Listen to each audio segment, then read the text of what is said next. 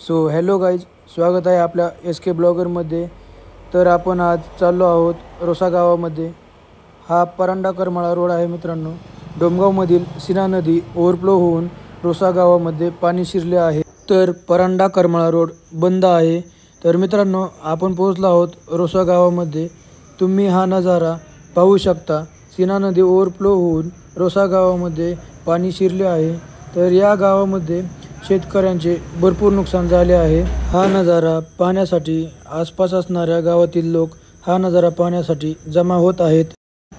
तसेच SG YouTuber Shubham Ganage ते पण हा नजारा पाहण्यासाठी उपस्थित होते। तर मित्रांनो, आपण आता जात आहोत सीना कोळेगाव धरणावर।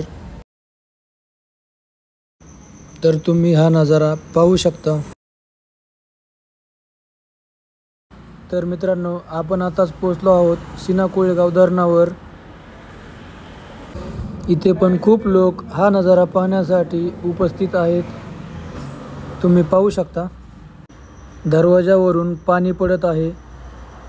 या पाण्याचा विसर्ग 1,00,000 क्युसेक या वेगाने होत आहे।